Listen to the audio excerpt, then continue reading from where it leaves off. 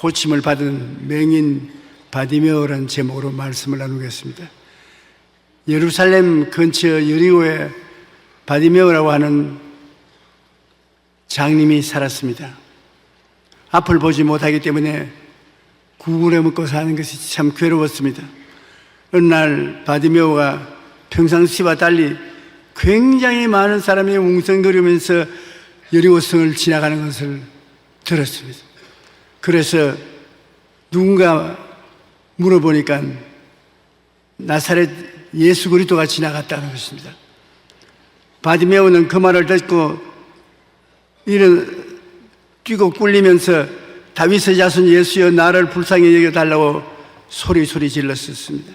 많은 사람들이 잠잠하라고 꾸짖었으나 아랑곳 땅곳 나와 크게 소리쳤습니다. 다윗의 자손 예수여 나를 불쌍히 여기소서. 바로 그때 예수께서 발걸음을 멈추시고 돌아보시면서 그 사람을 오게 하라고 했습니다. 바디메오가 예수님 앞에 왔으니까 예수님이 내가 내게 무엇 해주기를 원하느냐 물으시니 바디메오는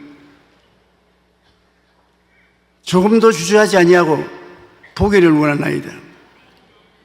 예수님께서 내 믿음이 너를 구원하였느니라고 말씀하시고 바디메오는 곧 보게 되어 주님을 따르는 제자가 되는 것입니다. 바디메오의 일생을 살펴보면 그는 아버지의 덕에 여리고 성 출입구에 동양할 수 있는 자리를 얻었습니다. 거기에는 사람들이 많이 출입구에 들락날락 하기 때문에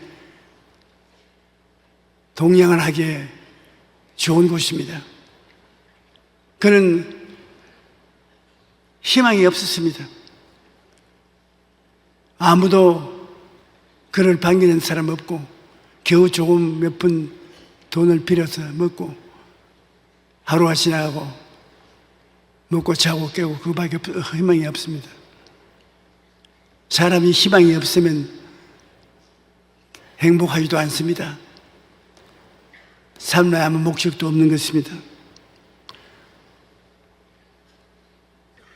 믿음은 들음에서 난다고 희망이 없는 여리고 성 입구에 앉아서 오는 사람 가는 사람에게 손을 내밀고 동의하는 그에게 사람들이 예수 그리스도에 대한 이야기를 자꾸 합니다.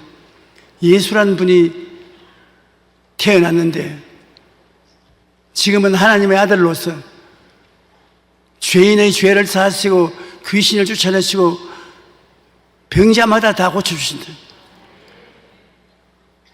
예수님은 메시아인데 죄를 사하시고 병을 고치는 메시아다. 사람을 차별적으로 하지 아니하신다.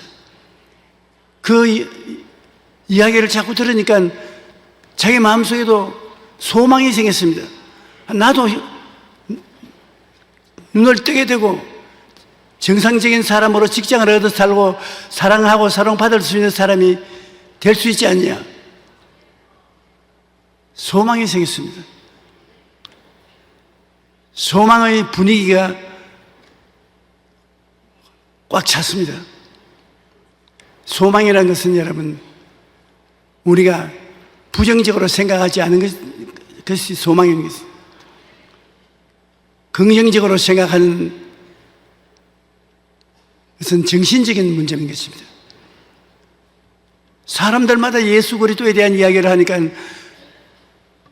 살인, 방탕, 사기치는 것 이런 이야기는 별로 없고 긍정적인 예수 그리스도와 사람들을 긍휼히 여겨서 치료해 주는 이야기만 꽉 들어찼습니다. 로마서 10장 17절에 그러므로 믿음은 들음에서 나며 들음은 그리스도의 말씀으로 말미암느니라. 빌립보서 2장 14절에 너희 안에서 행하시는 하나님이시니 자기의 기쁘신 뜻을 위하여 너희의 소망을 또 행하게 하시니. 우리가 소망찬 이야기를 많이 하면 분위기가 달라지는 것입니다. 가정의 분위기가 달라지고, 사업장의 분위기가 달라지고, 친구들의 분위기가 달라지는 것입니다. 분위기가 긍정적이어야 됩니다. 분위기가 부정적이 되면 아무것도 안 됩니다. 교회에 와서 찬양을 부르고 춤을 추고 하나님께 호함쳐서 기도하고, 교회는 긍정적인 분위기가 충만하게 된 것입니다. 그 분위기 속에 휩쓸려서 만문이 열리고 성령의 역사로 예수님을 구주로 믿게 되는 것입니다. 바디메오는 앞을 볼 수는 없었지만은 귀가 남보다 밝았습니다. 구걸을 하면서 이 사람 저 사람으로부터 많은 소문을 들어 분명히 예수님에 대한 이야기를 알아들었습니다. 어떤 날에는 베데스다 연못가에 있던 38년 된 범죄 병자가 벌떡 일어나서 자리를 들고 나갔다는 이야기도 들었습니다. 또 어떤 날에는 침상에 실려온 중풍병자가 벌떡 일어나 그 침상을 들고 들어갔다는 얘기를 들었습니다. 놀라운 소문은 계속 들려옵니다. 안진뱅이가 일어났다. 귀머거리가 듣게 되었다. 귀신 들린 자가 나았다. 나병 환자가 나았다. 그는 어느 날 자기처럼 앞을 보지 못하는 사람이 예수를 만나 눈을 떴다는 얘기를 들었습니다. 그는 가슴이 뛰기 시작했습니다. 나도 예수를 만나서 꼭 눈을 뜨겠다. 그렇게 꿈을 꾸었습니다. 소망만 가지고 있는 것이 아니라, 소망은 막연하지만 꿈은 구체적인 것입니다. 나도 예수를 만나서 꿈을 이루겠다.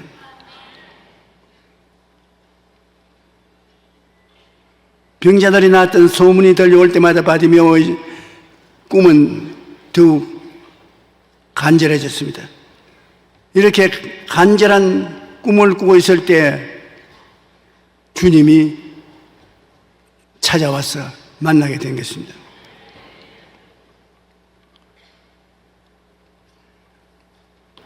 우리가 소망만 가지고 구체적인 꿈을 꾸지 않으면 그릇이 없는 사람과 같은 것입니다. 소망은 목이 말라 물을 마셔야겠다는 소망이 있으면, 꿈은 그릇입니다. 구체적으로 그릇이 있어야 물을 담을 수 있지 않습니까? 많은 목사들 교회 성장에 가면 큰 교회를 세워서 목회를 하겠다는 소망이 있습니다만, 구체적으로 나는 어떻게 해서 큰 교회를 세우겠다는 꿈이 없습니다. 그러므로 꿈이 없는 백성을 망한다고, 꿈이 없이 소망만 가지고 있어서는 세월이 지나가지만 하나님이 도와줄 수가 없습니다. 저는 목회할 때 그렇게 하지 않았습니다. 처음부터 시작해서 300명 꿈을 안고 몸부림을 칩니다. 그 그릇에 하나님이 보내신 영혼이 차지는 것입니다. 그 다음 500명, 그 다음에 1000명, 10,000명, 50,000명, 100,000명, 이렇게 그릇이 있어야 하는 것입니다. 내 입을 넓게 열라 내가 채우라. 입은 내가 열고 채우는 것은 주님이 채우는 것입니다. 그러므로 기도하고 꿈을 분명히 하는 게 참 중요합니다. 그건 바디메오는 소망을 넘치게 얻어서 소망의 도움으로 마음속에 꿈을 가지기 시작하는 것입니다. 나도 봐야 되겠다. 나도 눈이 열려 봐야 되겠다. 여러분께서 교회에 와서 목사님 설교를 듣고 성경을 읽음으로 소망이 없는 사람은 소망을 가져야 되는 것입니다. 소망이 있는 사람은 할 수 있다, 하면 된다, 해보자 하는 그 소망이니까, 하나님 할 수 있습니다. 일해보십시다. 하나님이 성령으로 젊은이에게는 환상을, 늙은이에게는 꿈을 내어주는 것입니다. 환상과 꿈이 들어오면 하나님이 성령을 보내셔서 그 그릇을 채워주시는 것입니다. 나사렛 예수란 말을 듣고 바디메오는 다윗의 자손 예수여 나를 불쌍히 여기소서 고함을 치니까 얼마나 고함을 치는지 옆에 사람들이 고막이 떨어져 나가는 것 같습니다. 밀치고 야 이놈아 앉아라. 너 같은 장님을 누가 돌봐주겠나. 그래도 안 한 것도 없습니다. 있는 힘을 다해서 고함을 쳤습니다. 다른 사람이야 뭐라고 하든가 자기 꿈이 이루어져야 되기 때문에 응답받는 기도의 비결 중에 하나는 간절한 마음으로 기도하는 것입니다. 한국에 지금 굉장히 교회가 뜨거워진 것은 주여 주여 주여 세 번 부르고 기도하는 것입니다. 기도가 안 나와도 다른 사람이 주여 하니까 따라서 기도해. 주여 주여 주여 해서 뜨거운 기도를 하게 되는 것입니다. 생각으로 기도하는 것은 묵상 기도 좋지만은 정말로 하나님 앞에 강제로 나아가는 간절한 부르짖음의 기도가 굉장히 중요한 것입니다. 여러분 성경에 보면 한나는 아들을 낳지 못해서 자기 남편이 보냈나라는 첩을 구해서 자식을 낳는데 자기는 자식을 못 낳아서 하나님 성전에 와서 간절히 기도하는데 엘리 제사장이 앉아서 보니까 와서 고함 쳐서 기도하는 한나가 점점 고함 소리는 없어지고 입만 덜썩거립니다. 이 여자가 술을 많이 먹었구나.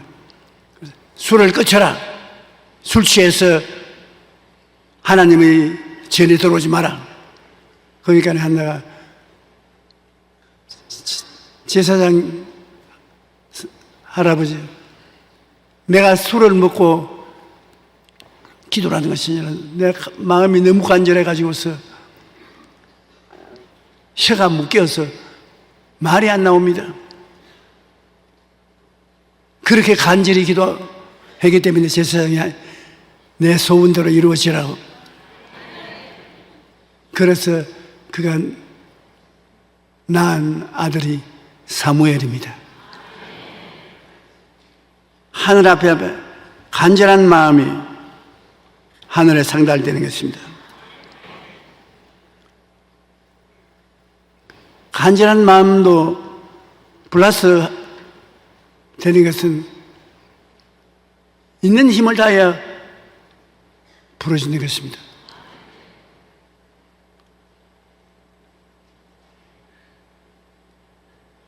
우리가 하나님께 나와서 간절한 마음을 가졌을 때 온 마음의 정성을 다 바치지 못한 때가 많습니다. 기도문에 가서 금식하고 고함을 쳐야 돼요. 하나님께서는 그런 기도를 무시하지 않는 것입니다.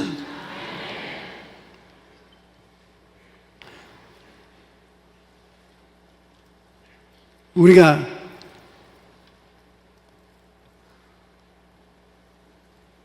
힘을 다해서 기도를 할 때 자기의 속에 있는 창자가 밖으로 나오는 것 같은 그런 기분인 것입니다.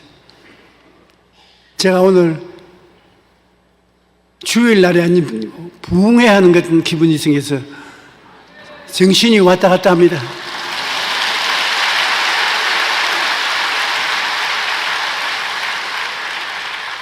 왜냐하면 대만에 집회를 하는데 하나님이 기적이 안 나타나면 큰일이지 않습니까? 젊을 때는 활기차고 힘있게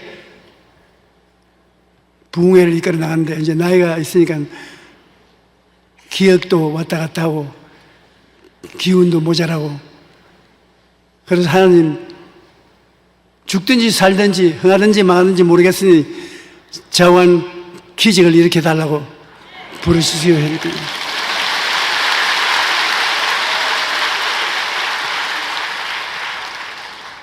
조금만 더 있었으면 더 큰 기적을 볼 수 있을 믿음이 임했어요.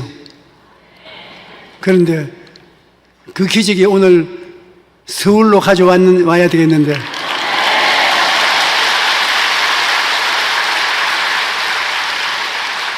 오늘 제가 드럼거리더라도 여러분 귀를 기울여 들어주시기 바랍니다. 우리가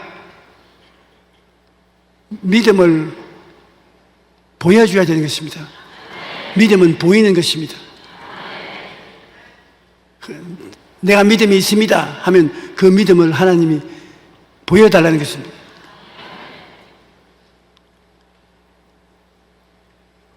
이 바디메오가 자기 믿음을 예수님께 보여준 것은 주님이 오락하니까 겉옷을 벗어서 던져버리고 뛰어간 것입니다. 사람들마다 바디메오야 너 겉옷을 그러나 아랑곳 하지 않고 벗어 던졌습니다. 그 겉옷은 왜 중요하면 길목이 좋은 출입구에서 구걸을 할 수 있는 허락 증서인 것입니다. 정부에서 그 옷을 특징 있는 게 주어서 좋은 자리에서 구걸을 할 수 있는 것입니다. 바디메오는 그 옷이 직자인 것입니다.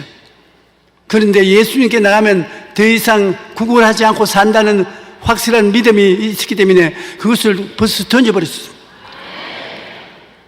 그 도시야말로 그의 세상 목록의 제1호고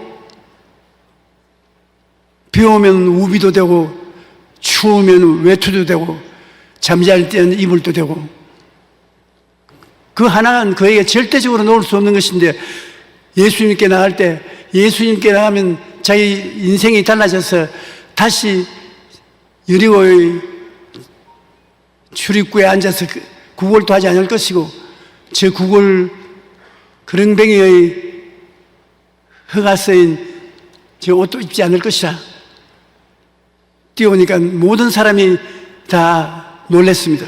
그런데 예수님은 그 믿음을 보고 무엇 해주기를 원하냐 보기를 원합니다. 내 믿음이 너를 구원하시니 볼지어다. 눈이 열리고 보게 된 것입니다. 믿음은 하나님 믿음이 있느냐 있느냐 알아보고 축복하는 것입니다. 언제나 주님이 내가 너를 고쳐주다는 말 안 합니다. 내 믿음이 너를 구원하였으니 편안히 가라고 말하는 것입니다. 노아가 방주를 준비할 때 그때는 비를 본 적이 없습니다. 비가 안 내린 시대였습니다. 그런데 하나님께서 노아에게 세상에 홍수를 주겠다고 하니까 곧장 가족들이 홍수를 면할 방주를 만들었습니다. 하나님 보니까 정말 하나님 말씀만 믿고 홍수를 본 적도 없는데 그 방주를 만들어서 홍수가 왔을 때는 그 방주에 피신해서 살 수 있었던 것입니다. 나의 의인은 믿음으로 말미암아 살리라. 또한 뒤로 물러가면 내 마음이 그를 기뻐하지 아니하리라. 하나님이 말씀하시면 그 말씀을 받아서 실천을 하지 어렵다고 해서 하는 일을 포기해서는 안 되는 것입니다.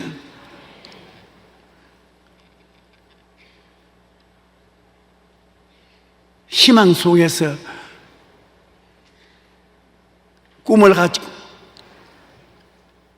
일어나서 믿음으로 주님께 나오면 주님은 그 믿음을 보여주기를 원하는 것입니다. 무엇을 해주기를 원하냐. 그래서 그 믿음을 보여줘야 돼요. 아브라함이 하나님을 믿느냐 믿지 않느냐 그것이 증가하기 위해서 아브라함아 너 아들 이삭을 모리아산에 제물로 드리라. 보통 사람 같으면 하나님이 약속해서 준 아들을 제물로 드리려면 어떻게 하는 것입니까? 못하겠습니다. 그렇게 할 것입니다. 그러나 아브라함은 두말하지 않고 아들을 데리고 3일 길을 걸어서 모리아산에 가서 장작을 펼쳐놓고 그를 묶어 장작불에 얹어 칼로서 목을 따려고 하는데, 왜 그러냐면 하나님이 기도 응답을 주실 때 내 자식은 이삭이 내 자식이 될 것이라고 말했으므로, 일단 하나님 믿음으로 받았으므로 죽여도 또 살려놓을 거라는 것을 믿었던 것입니다. 하나님이 축복해 주신 아들을 제물로 드리면 하나님이 또다시 잿더미 속에서 일으킬 것을 믿었기 때문에 스슴치 아니하고 그걸 제물로 드리려고 한 것입니다.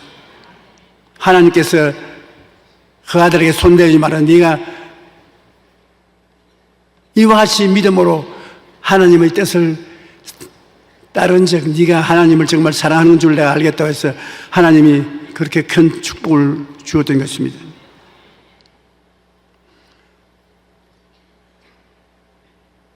우리가 성경에 보면은 12회를 혈루병 앓은 여인이 혈루병에서 고침을 받은 것도 그가 군중 뒤를 파헤치고 가서 예수 그리스도의 옷자락을 붙잡았다는 행함이 있는 믿음인 것입니다. 주님은 그것을 보시고 내 믿음이 너를 구원하시니 평안히 가라고 하는 것입니다. 또 그들이 두로와 시돈 지역을 갔을 때 한 여자가 고함고함 치면서 따라왔습니다. 왜 따라오냐? 우리 딸이 무섭게 귀신 들렸으니 좀 고쳐달라고 했습니다. 예수님께서 나는 지금은 유대인을 위한 때이기 때문에 이방 개에게는 고쳐주지 못한다고. 그러니까 주님이시여, 개들도 애들의 밥상에서 떨어지는 부스러기는 먹습니다. 굉장한 모욕을 예수님이 주었었습니다. 너 이방인들은 개인데 개들에게 내가 무엇을 내가 주느냐? 그 믿음을 시험해 보는 것입니다. 믿음이 있는지 없는지. 그러니까 그 여자는 맞습니다. 그러나 개들도 애들 밥상 밑에서 떨어진 부스러기를 먹으니까 나에게 부스러기만 주십시오. 주님이 네 믿음이 크도다. 네가 이 말을 했으므로 너희 집에 딸에게서 귀신이 나갔다고 그렇게 말했습니다.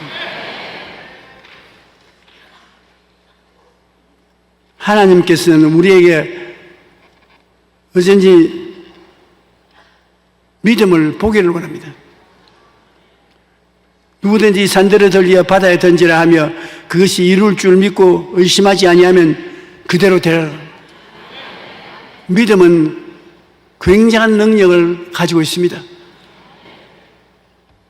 소망을 가지고서 기도하는 사람에게는 꿈을 주시고 꿈을 이루기 위해서 기도하시면 그 기도를 따라 믿음이 생겨나고 그 믿음이 보이는 믿음이 되면 주님이 꼭 응답해 주시는 것입니다.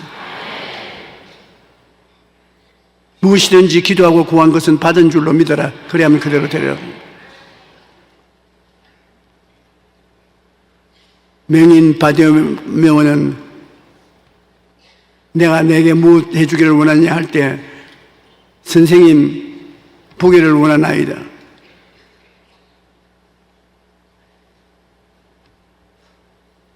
주님께서 그 행함이 있는 믿음을 보고 고쳐주었고, 예수님이 한번 집에 들어갔는데 맹인들이 집에 따라 들어왔습니다. 내가 너희를 고쳐줄 줄 믿느냐? 주여 그러하오이다. 그러니까 주님이 내 믿은 대로 될지어다 나와버린 것입니다. 여러분이 오늘 이 시간 주님 앞에 꿈을 가지고 믿습니다를 하면은 주님이 여러분에게 응답을 주시는 것입니다. 내 사업이 될 것이다. 내 병이 나을 것이다. 너의 마음의 기쁨을 얻을 것이라고 주님께서 대답해 주시는 것입니다. 우리 하나님께서는 여러분의 입에서 나오는 믿음의 고백을 굉장히 듣기를 원하시는 것입니다. 예수께서 가라 내 믿음이 너를 구원하였으니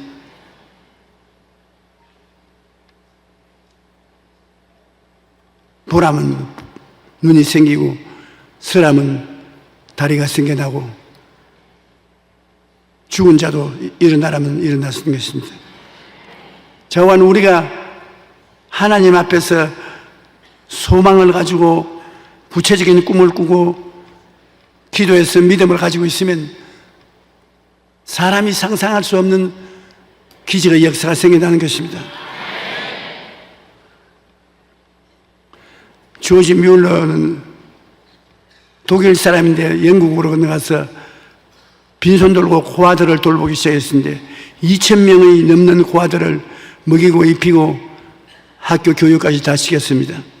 그는 말하기를 이 땅에는 단 한 가지 빈곤이 존재하는데 그것은 기도의 빈곤밖에 없다는 것입니다. 기도할 수 있는 이상 하나님이 도와주심으로 빈곤은 없다고 말한 것입니다. 또 믿음의 기도를 하는 사람은 믿음으로 산을 옮깁니다. 예수님의 말씀을 붙잡고 기도하면 능치 못할 산이 없다. 그러므로 우리에게 장애물이란 없다고 말한 것입니다. 기도할 수 있으면 어떤 장애도 다 극복할 수 있다는 것입니다. 믿음이란 움직이는 동사지 한 자리에 머물러 있지 않는다는 것입니다. 바디메오는 자기의 전 재산이었던 겉옷을 벗어 던지고 주님께 뛰어갔습니다. 그는 믿음을 행동으로 보여주는 것입니다. 기독교 작가인 맥스 루케이도는 행동하는 말씀에 대해서 이렇게 말했습니다. 지팡이를 들어서 모세가 바다 위에 내놓으니까 바닥 물결이 갈라진다. 이스라엘 백성이 여리고 성을 도니까 성이 무너지고 예수님 옷자락을 잡으니까 예수님께서 가는 길을 멈추고 돌아보셨습니다. 우리의 믿음을 행동으로 보일 때 주님께서 역사하는 것입니다. 우물 파기로 유명한 사람이 있었습니다. 그 사람이 우물을 파면 꼭 물이 나와요.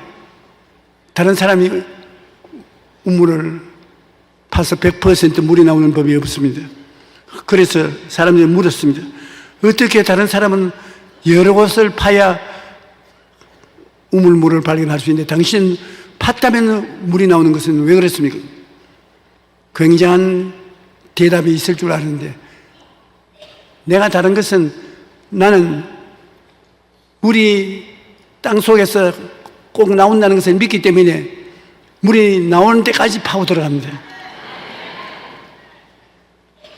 물이 나온다고 나는 믿기 때문에 눈에 안 보이더라도 행동으로 파고 들어가면 물이 나옵니다. 그러므로 내 믿은 대로 될지어다는 것입니다. 제가 60에 스키 타는 것을 배웠습니다. 그런데 날 따라 같이 여행하는 사람들은 우리 지구상의 산 높은 꼭대기 스키장은 그런데 저는 왜 안 부러졌냐 하면 지금 믿음으로 스키를 탔기 때문이에요. 안 부러졌습니다. 무슨 믿음이냐 하면 주님이 있어요. 오늘 내 다리가 부러지면 오늘 저 부흥회를 못합니다. 주님이 날 지켜주십시오. 그러고 난 다음 저는 꼭대기에서 출발을 하면은 다른 말 안 하고 주님 살려주십시오. 살려주십시오. 주님 살려주십시오. 주님이 같이 계시니까 안 넘어지고 다리가 안 부러져요.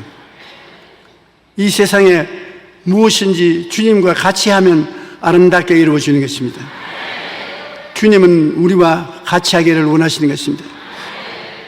주님의 기적은 언제나 우리의 믿음의 그릇을 채워주는 것입니다. 행함이 없는 믿음은 죽은 믿음입니다. 행함이 있는 믿음이 기적의 그릇인 것입니다. 예수님께서 마르다야 내가 믿으면 하나님의 기적을 보리라고 하지 않냐고 주님이 호통을 친 것은 꿈과 믿음은 그릇입니다. 그릇 없이 하나님께 아무리 구해도 받지 못합니다. 여러분, 우리의 온갖 구하는 것이나 생각하는 것이 넘치도록 능히 할 하나님께서 오늘 여러분 생애를 들여다보고 있습니다. 여러분 희망이 있지요? 말씀이 있으면 희망이 있는 것입니다. 성경은 우리에게 준 희망의 보따리인 것입니다. 말씀을 읽어서 마음에 부정적인 생각을 다 제껴버리고 난 다음에 하나님 기도하면 여러분 분명한 꿈이 생기는 것입니다. 하나님이 네 꿈이 뭐냐? 하나님 대학에 들어가는 것입니다. 내 꿈은 뭐냐?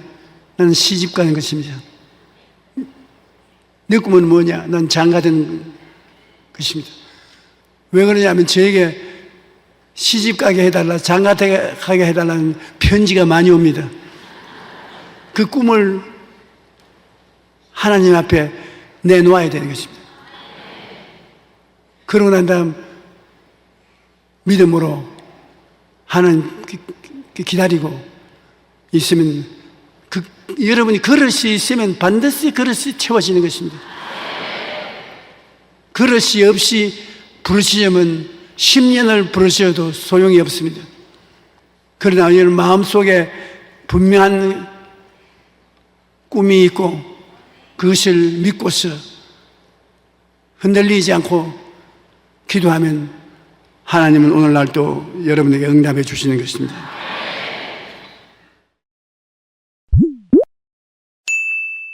오늘 저는 제일 무서운 적은 스트레스이다, 이 제목으로 은혜를 나누고자 합니다. 오늘 인간이 당하는 치명적인 병, 즉 각종 암, 뇌졸중, 심근경색, 가지가지 소화기관의 병들이 스트레스에 의한 것이라고 의사들은 말합니다. 우리들이 앓는 병의 70% 이상이 스트레스로 말미암아 생긴다고 합니다. 그런데 우리는 성경을 읽어보면 스트레스에 걸려 암 등 다양한 병에 걸려 죽은 사람을 한 사람도 볼 수가 없습니다. 희한하게 성경의 족보를 읽어보면 다 운명대로 살았습니다. 스트레스라는 말은 한 물체에 가해지는 압력이나 물리적 힘을 가리키는 의미로 원래 물리학에서 처음 사용되었습니다. 제가 공업학교에 기계과에 들어갔을 때 제일 먼저 배운 것이 스트레스 스트레인 엘롱게이션 다이어그램이라고 해서 물체에 압력을 가해서 그것이 견디는 한계점을 다이어그램으로 그린 것을 공부한 기억이 납니다. 그런데 이것이 의학적으로 사용되면 스트레스란 몸에 해로운 정신적, 육체적 자극이 가해졌을 때 그 살아있는 몸이 나타나는 반응을 말합니다. 압력을 다가옵니다. 정신적인 압력, 환경적인 압력, 이런 압력이 다가오면 그것을 우리 몸이 견디내는 한계점을 스트레스로 말합니다. 우리나라의 한 연구에 의하면 내과계 입원 환자의 약 71%가 스트레스로 인해 발병하거나 악화되는 질환을 가지고 있다고 말합니다. 스트레스는 신경내분비계의 변화를 일으키고 자율신경계의 이상, 면역력 저하 등을 일으켜 대부분 나쁜 질환에 영향을 미친다고 합니다. 스트레스가 계속 쌓이면 사람들은 우선 피로감이나 불면증이나 수면 과다, 식욕 저하 등 두통, 가슴 답답한 등의 신체 증상을 나타냅니다. 또한 불안, 우울, 짜증, 집중력 저하, 의욕 저하와 같은 정신적인 증상들이 나타나 이러한 현상이 심해지면 사회생활에 적지 않는 지장을 받게 되는 것입니다. 이처럼 오늘날 인간이 당하는 치명적인 병들은 거의 대부분이 스트레스에 의한 것입니다. 그러나 성경에는 스트레스로 인해 가지각색의 병에 걸려 죽었다는 기록을 찾아볼 수가 없습니다.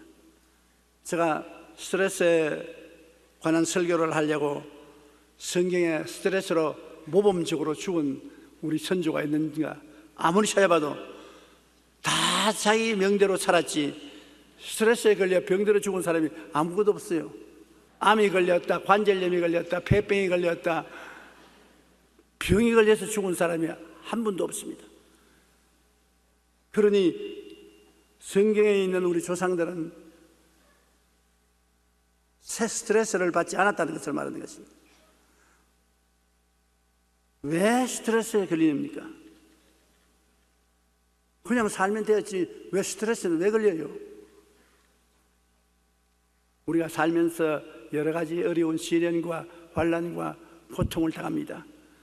그게 과도히 두려워하고 낙심할 때 그것이 우리에게 스트레스가 됩니다. 그러므로 예수님을 잘 믿고 기도를 많이 하는 사람은 상당히 스트레스를 견뎌낼 수 있습니다. 그러나 신앙이 없고 하나님을 의지하지 않으면 인간의 힘으로는 받침의 때 힘이 약해서 무게가 누르면 찌부러지고 마는 것입니다. 욥기 3장 25절에 보면 욥이 환경에 시련을 겪어서 재산 다 잃어버리고 자식들 다 죽고 부인이 저주하고 집을 떠나고 자기는 전신에 몸에 병들었습니다. 그가 탄식하기를 내가 두려워하는 그것이 내게 임하고 내가 무서워하는 그것이 내 몸에 미쳤구나. 그는 우연히 그 병이 걸린 것이 아니라 평소에 그런 병이 올까 굉장히 무서워하고 두려워했다는 것입니다. 정신적인 스트레스를 받고 있었다는 것입니다. 왜 그런 스트레스를 받았는지 알지 못하겠지만 벌써 욥은 그런 굉장한 스트레스를 받고 있었는데 그것이 자기 생활 속에 그대로 이루어졌다고 말하는 것입니다. 문제의 심각성에 압도당하고 좌절하는 것입니다. 어떤 문제가 되면 그 심각성이 너무 크기 때문에 자기로 감당을 못합니다. 자기로서 도저히 그 어려운 염려, 근심, 불안, 초조, 절망 감당하지 못하니 그로 말미암아 쓰러지는 것입니다. 뇌일열이 걸리고 심장마비가 걸리고 위병이 걸리고 불안신경증이 걸리고 잠을 못 자고 쓰러지고 마는 것입니다. 여기에 엘리야 보십시오. 엘리야는 구약시대 최고의 선지자인 것입니다. 하나님이 불수레를 태워서 죽지 않고 하늘에 데리고 갈 정도의 위대한 인물이었습니다. 그런 엘리야도 문제의 심각성에 압도당할 때 좌절하고 낙심하고 스트레스에 걸려서 죽기를 원했습니다. 엘리야가 보통 사람 같았으면 자살했을 것입니다. 엘리야는 바알의 선지자 450명 그들과 경쟁을 했습니다. 바알의 선지자들이 이스라엘 백성들에게 바알을 신봉하게 함으로 야훼를 배반하고 반역함으로 하나님께서 진노하사 3년 6개월 동안 비가 오지 않게 했습니다. 그래서 이스라엘은 완전히 가뭄으로 불탈 정도가 된 것입니다. 그래서 바알이 왕성할 때 하나님의 종 엘리야가 그 바알 선지자들을 모두 한 곳에 모여서 정말 야훼가 참 하나님인지 바알이 참 신인지 서로 경쟁을 했습니다. 아합이 엘리야가 행한 모든 일과 그가 어떻게 모든 선지자를 칼로 죽였는지 이세벨에게 말하니 엘리야의 제단에 하나님이 불로 응답한 일들과 백성들이 바알을 보고 하나님만을 섬기기로 작정한 일과 백성들이 힘을 합쳐 도움으로 450명의 바알 선지자들을 다 죽인 사실과 그 결과 엘리야가 기도하니까 갈멜산에서 하나님이 응답하셔서 비를 주셨다는 이야기를 자기 아내 이세벨에게 아합이 이야기를 다 하니까 이세벨이 분도 막심해서 내일 이맘때 내가 되기 전에 이 엘리야를 죽이겠다. 살아서 못 나간다. 이런 위대한 일을 한 엘리야가 마음을 놓고 있을 때 이세벨의 협박과 공갈을 들으니까 그만 무너졌습니다. 그러므로 자신할 사람이 아무도 없어요. 마음의 긴장을 놓고 있을 때 갑자기 굉장한 협박과 공갈을 당하니까 엘리야가 그 협박과 공갈에 견디지 못하고 일어나서 도망을 치고 거기에서 종을 두고 하루길을 걸어서 더 깊은 광야로 들어가서 로렌나무 밑에 앉아서 죽기를 원했습니다. 이세벨이 사신을 엘리야에게 보내어 이르되 내가 내일 이맘때에는 반드시 내 생명을 저 사람들 중 한 사람의 생명과 같게 하리라. 그렇게 하지 아니하면 신들이 내게 벌 위에 벌을 내림이 마땅하니라 한지라. 이 말을 듣고 무서워하고 두려워했습니다. 무서움과 두려움은 우리의 마음속에 굉장한 스트레스가 되는 것입니다. 엘리야 같은 위대한 사람도 심한 스트레스를 당하니까 죽기를 원했었습니다. 근데 우리같이 평범한 사람이야 스트레스 당하면 살 희망이 다 없어지고 자살하려고 하는 사람들이 생기는 것은 당연한 이치인 것입니다. 우리 오늘날 인생이 경험하는데 가장 참기 어려운 것이 스트레스인 것입니다. 스트레스는 우리의 모든 희망과 용기를 다 빼앗아가고 마는 것입니다. 좌절하고 절망하게 만드는 것입니다. 사람들은 자신에게 어떤 문제가 발생하면 그 문제의 심각성에 압도당하고 좌절합니다. 이로 인해 사람들은 스트레스에 걸려 육체적, 정신적 고통을 당하게 됩니다. 이러한 스트레스가 지속되면 사람들은 자신의 생명조차 끊어버리려는 큰 위기를 맞게 되는 것입니다. 그런데 성경에 보면 예수님은 그렇게 함정을 받아도 스트레스를 받지 않았었어요. 바리새인 교인, 사두개 교인, 교법사들이 끊임없이 따라다니면서 압력을 가하고 로마의 정권이 끊임없는 위협을 가했었습니다. 그는 먹고 자고 사는데도 정처가 없었습니다. 그렇게 많은 괴로움을 겪어도 예수님은 스트레스에 안 걸렸습니다. 예수님은 어떻게 스트레스 안 걸리고 살았으면 나 같으면 스트레스 걸렸을 것인데, 주님은 스트레스에 안 걸리는 방법을 말해줍니다. 주님은 무엇을 어떻게 했기에 스트레스 안 걸립니까? 내게만 좀 말 좀 해주십시오. 내가 우리 성도들에게는 비밀로 할 테니까 내게만 좀 말씀해 주십시오. 아마 주님이 싱긋이 웃으면서 말할 것입니다. 욕심이 없으면 스트레스에 안 걸린다? 아니, 주님 그렇게 간단합니까? 간단하다. 욕심이 있으니까 스트레스에 걸리지 욕심이 없으면 결코 스트레스에 걸리지 않는다. 야고보서 1장 14절로 15절에 오직 각 사람이 시험을 받는 것은 자기 욕심에 끌려 미혹됨이니 욕심이 잉태한 즉 죄를 낳고 죄가 장사한 즉 사망을 낳느니라. 지위, 명예, 권세, 돈 무엇이니 내가 가지고 있는 것이 빼앗기면 어떻게 하느냐? 나보다 더 강한 자가 와서 나를 밀쳐내면 어떻게 할 것이냐. 마음에 욕심이 생기면 그것을 얻기 위하여, 그것을 지키기 위하여 마음에 부담을 느끼고 스트레스를 느끼게 되는 것입니다. 디모데전서 6장 9절에 부하려 하는 자들은 시험과 올무와 여러 가지 어리석고 해로운 욕심에 떨어지나니 곧 사람으로 파멸과 멸망에 빠지게 하느니라. 욕심에 떨어지면 파멸과 멸망에 빠집니다. 마음에 욕심 없이 어떻게 삽니까? 그러니까 전혀 욕심 없이는 못 살 것 아닙니까? 적당한 욕심을 가지는 것입니다. 너무 큰 욕심을 가지지 말고, 또 전혀 욕심이 없어 이만 딱 벌리고 이렇게 앉으시면 그것도 또 큰일입니다. 그건 나쁜 욕심이 아니고 좋은 욕심은 가져야 되는 것입니다. 그러나 무엇인지 과도한 것은 문제가 되는 것입니다. 일반적으로 인간에게는 오욕이라고 하는 5가지 욕구가 있습니다. 식욕, 생욕, 제욕, 명예욕, 수면욕구 등이 그것입니다. 여기에는 인간의 원초적 본능인 식욕이나 성욕, 물욕 등이 모두 포함되어 있습니다.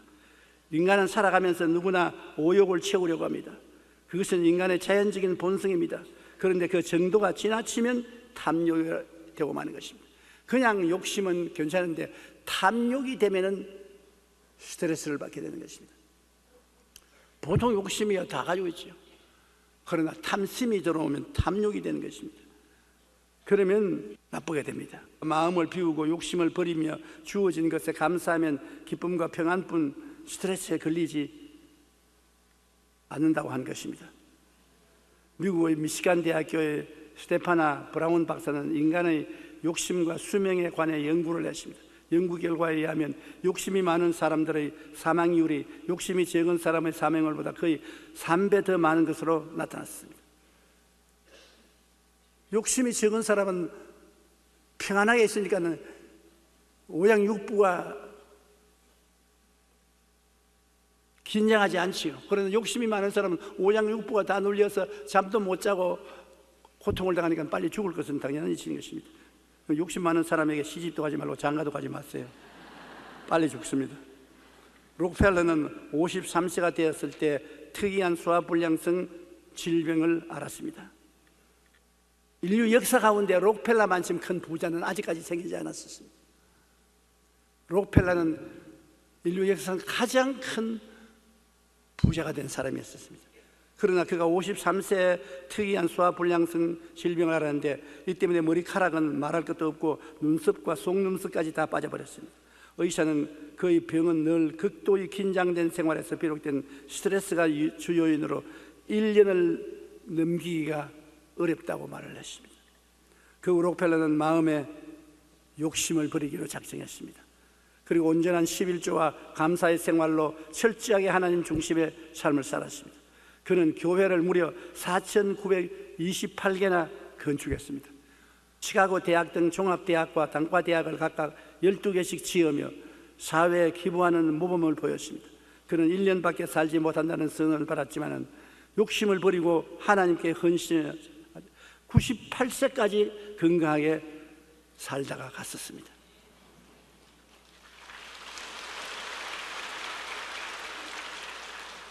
탈무드에는 성자의 주머니 속에는 꿈이 있고 패자의 주머니 속에는 욕심이 있다고 말했습니다.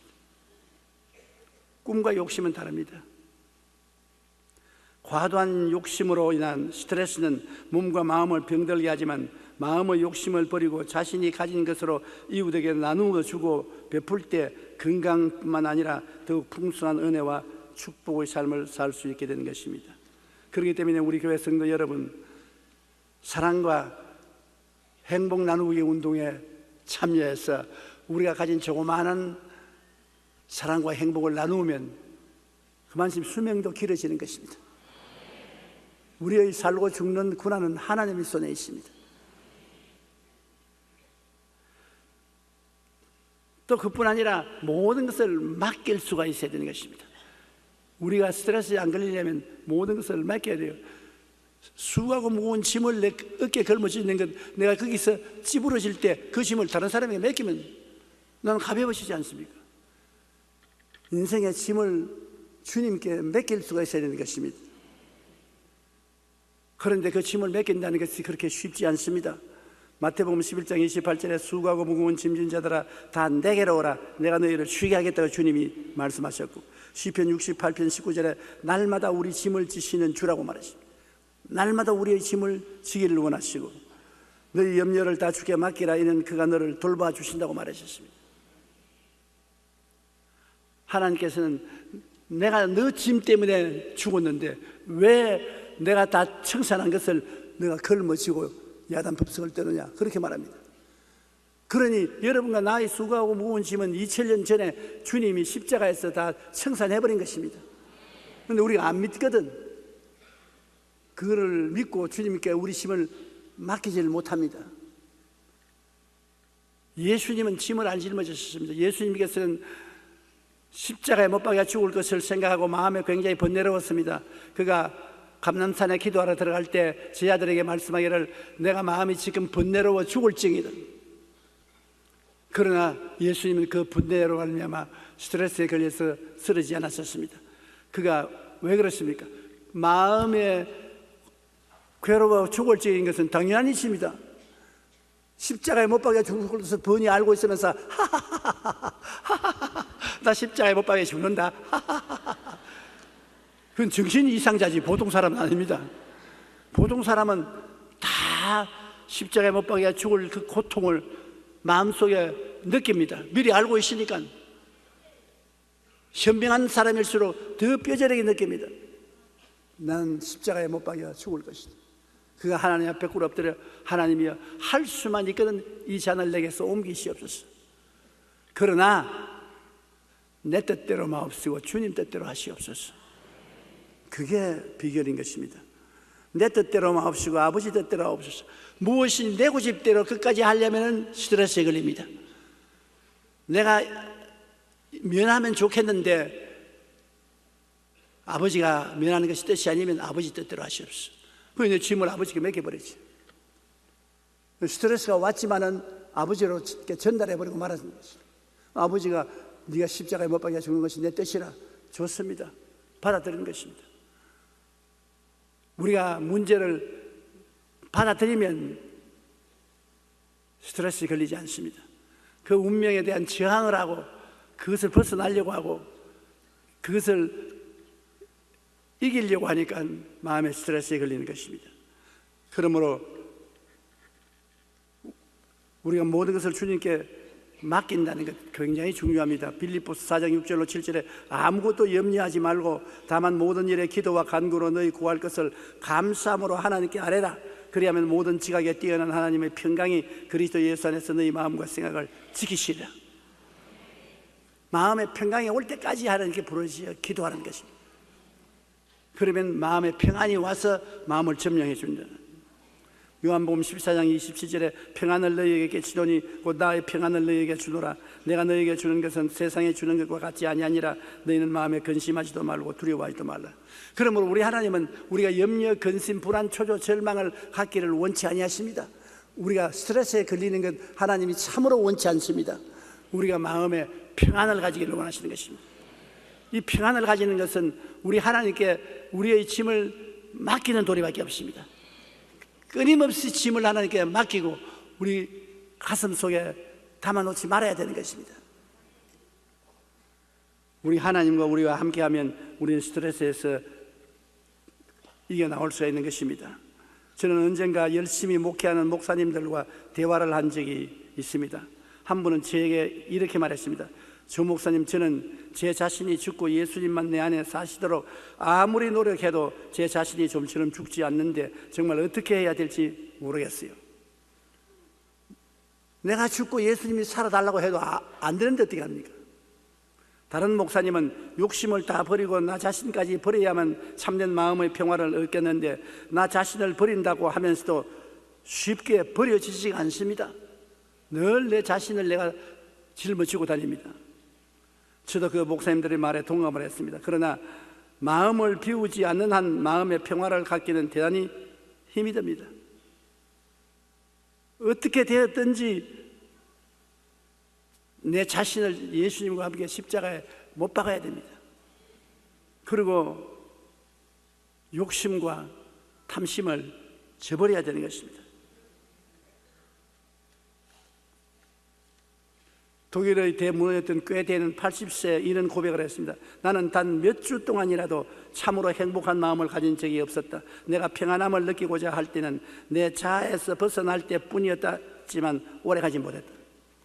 세계적인 스카긴 꾀테가 80세 몇 주 동안 일생에 마음의 평안을 느꼈다.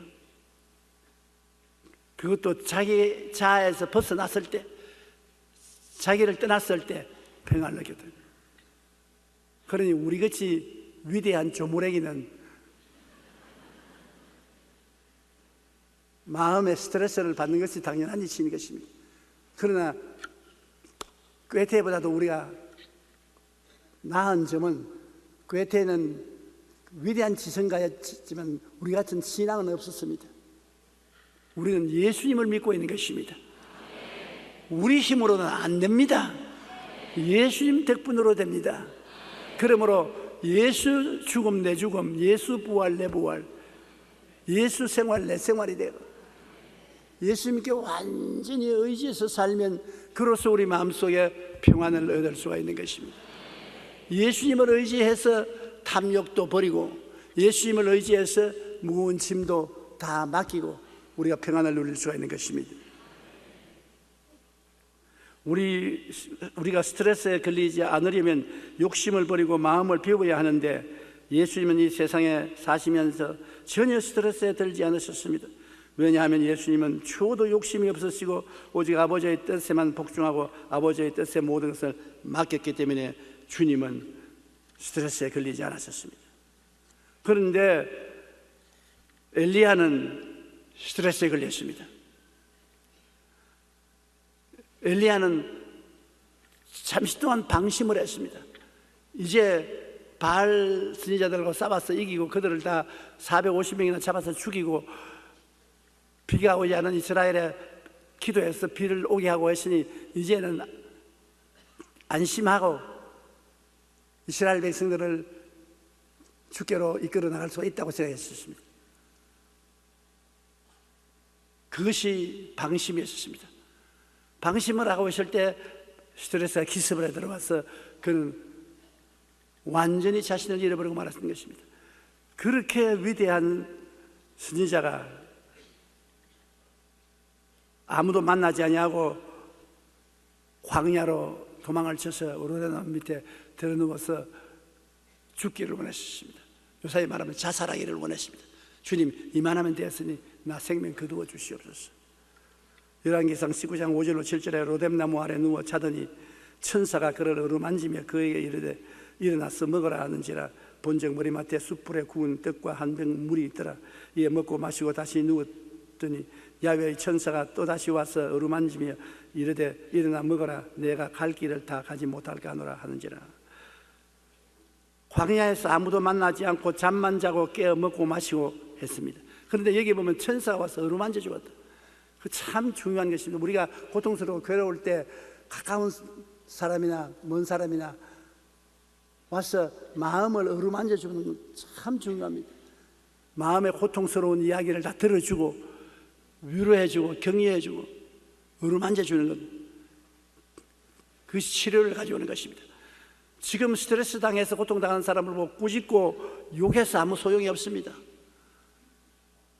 될 대로 되라고 하는 사람에게 뭐 꾸짖어봤자 무슨 소용이 있습니까? 위로해주고 격려해주고 어루만져주는 것입니다. 천사가 와서 엘리야를 어루만져 주었습니다. 어떻게 머리를 쓰다듬어 줬는지, 얼굴에 뽀뽀를 해줬는지, 마사지를 해줬는지 그 방법은 말을 안 했어요. 그냥 어루만져 주었다고 말하는 것입니다. 그러므로 남편 여러분, 부인이 짜증을 내거들랑 스트레스에 걸려서 그렇습니다. 어루만져 주세요. 잔소리 하지 마라. 뭘 그가 야단이야 그러지 말고 잘 어루만져 주세요. 그 방법은 나는 몰라요. 여러분이 알아서 하세요. 아내 여러분, 남편이 세상에 나가서 경쟁사회에서 고통을 당하고 스트레스에 걸려서 집에 들어와서 탄식한테 잔소리를 자꾸 하면 점점 스트레스에 더 걸립니다. 어루만져 주세요. 머리를 쓰다듬어 주고 무릎 벽에 해가지고서 좀 쓰다듬어 주세요. 그렇게 주면 스트레스에서 많이 벗어날 수 있는 것입니다. 사람이 스트레스에 걸리면 자기 힘으로 스스로 일어날 수 없는 것입니다. 그리고 스트레스에 걸렸을 때 이 성경에는 보니까 먹고 자라는 것입니다. 다른 것도 하지 말고 먹고 또 자고 또 일어나거든 또 먹고 또 자고. 앞으로 스트레스에 걸린 사람에게 금식하고 철야하라고 하지 마세요. 그럼 더 스트레스에 걸려요. 스트레스에 걸리거든 집에 데려와서 아주 푸근한 잠자리를 만들어서 자게 하고 맛있는 음식 만들어서 먹고 또 자게 하고 어루만져 주고 그렇게 하면 스트레스에서 회복될 수 있습니다. 고린도후서 1장 4절에 보면 우리의 모든 환난 중에서 우리를 위로하사 우리로 하여금 하나님께 받는 위로로서 모든 환난 중에 있는 자들을 능히 위로하게 하시는 이로다. 위로 굉장히 필요하지 않습니까? 우리가 환난을 당할 때 주님이 와서 위로해 주신다. 요한복음 14장 16절 18절에 내가 아버지께 구하겠으니 그가 또 다른 보혜사를 너희에게 주사 영원토록 너희와 함께 있게 하시리니 그는 진리의 영이라 너희는 그를 아나니 그는 너희와 함께 거하시며 또 너희 속에 계시겠습니다. 내가 너희를 고아와 같이 버려두지 아니하고 너희에게로 오리라. 이 보혜사, 우리 쉬운 말로 말하면 컴포트, 위로자. 우리 예수 믿는 사람에게는 하나님이 위로자를 다 보내어서 보혜사 성령이 우리 속에 와서 계신 것입니다. 우리가 굉장히 괴로울 때는 성령이 우리를 위해서 위로의 역사를 베풀어 주시는 것입니다. 그래서 우리가 고난을 이길 수 있는 힘을 성령을 통해서 많이 얻을 수 있는 것입니다. 그 다음에 스트레스에서 벗어나려면 운동을 하는 것입니다. 운동 중에도 걷는 운동이 제일 좋습니다. 스트레스 해소의 제일 좋은 방법이 조깅인 것입니다. 하나님은 엘리야 보고 브엘세바에서 호렙산까지 걸어가라 했습니다. 약 350km에서 400km 정도 됩니다. 그 길을 걸어가라, 조깅하라, 뛰든지 그냥 걸어가든지 자원 다리로 걸어가라는 것입니다. 운동 중에 제일 좋은 운동이 걸어가는 것입니다. 그러면 뇌가 활성화되고 온몸에 혈액순환이 잘 되어서 스트레스가 사라지고 피로가 없어지고 건강해지는 것입니다. 그러므로 걷는 것이 참 좋습니다. 요사이 스트레스에 너무 걸린 이유는 많이 차 타고 다니기 어졌습니다. 너무 타고 다니고 걷지 않기 때문에 스트레스에 걸리는 것입니다. 그러므로 여러분이 돈이 없어서 자동차 없어서 못 타고 간다고 탄식하지 마십시오. 자동차를 못 타는 것은 건강해지라고 오래 살라고 하나님이 복을 주신 것입니다. 그러므로 걸어 다니면 차 타고 가는 사람 보고 아이고 불쌍하다 이렇게 두 다리를 걸어 다니면 오래 살 것인데 저렇게 차를 타고 다니면 얼마 못 살라고 한다고 그렇게 말할 수 있습니다. 걷는 것이 제일 좋아요. 제가 이제 나이가 먹어가 몸이 참 괴로울 때 종종 병원을 찾아가서 어드바이스를 받는데요. 요사이 의사들마다 만나면 걸으라 합니다. 다른 이야기 없어요. 목사님 걸으시오. 그런데 가만히 살아보니까 걷기만 좀 힘든 것이 없어요. 요사이 걷기가 그렇게 쉽지 않아요. 저는 요 여의도 끝 고군에 내려가지고서 아침에 걷는데 요새는 추워서 걸을 수가 없어요.